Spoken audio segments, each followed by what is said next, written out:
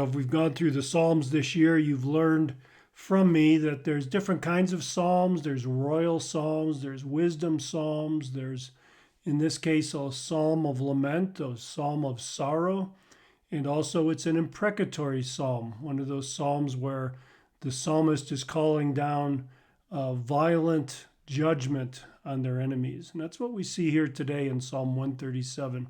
You turn this over so you can see the psalm. A lament psalm starts with really, I think, a vivid picture of the exiles, God's people in exile in Babylon, and their weeping and the mocking of their captors. The psalm then, as we go through it, shifts to a prayer of remembrance of Jerusalem, and then a call for justice from God. So it's not a long psalm. It's just 9 verses, but I want to give you an outline to help you work your way through it. Verses 1 through 4 is the lament. It's the lament of the exiles. It's their sorrow. We see them in verse 1 weeping by the rivers of Babylon. You can kind of picture it, can't you? Them sitting down, weeping, remembering their homes. They've been torn from their homes and brought into a foreign nation where their enemies surround them. The mocking, I think, of their captors as they demand them to sing joyful songs.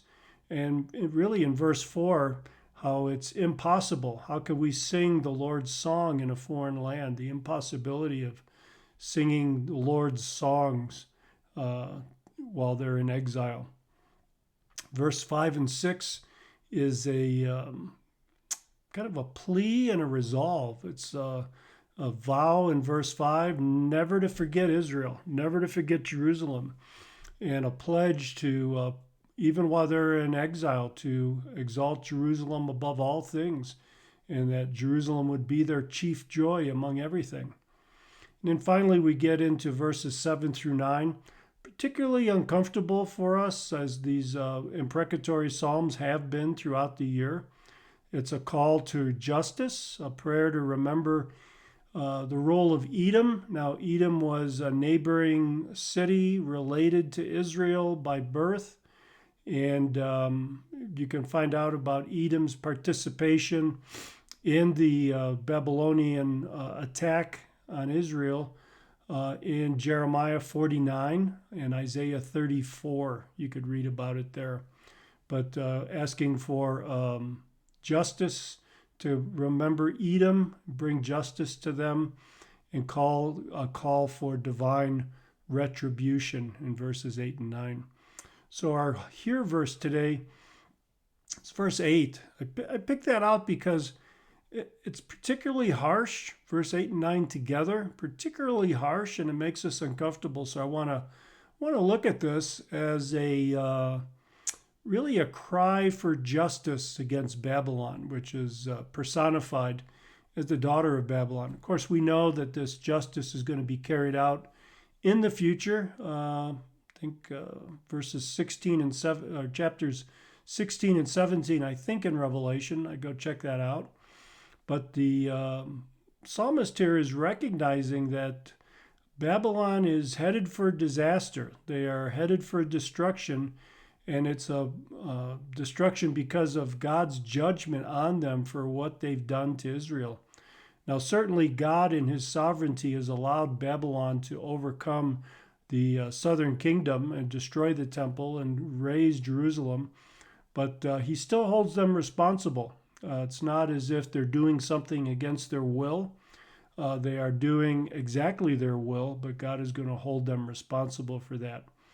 So I think this reflects to us today, if we wanted to apply this today, is really the reality of both suffering and justice. That justice comes at the hand of God. That blessed be the one who repays you, who recompenses you with what you repaid us. And then how violent this is.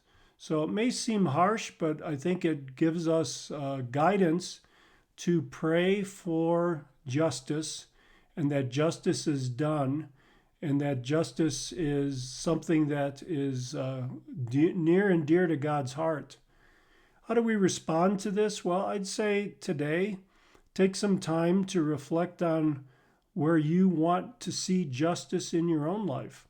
Perhaps someone's treating you unjustly. Perhaps someone's unjustly hurting you, unjustly frustrating you in some reason.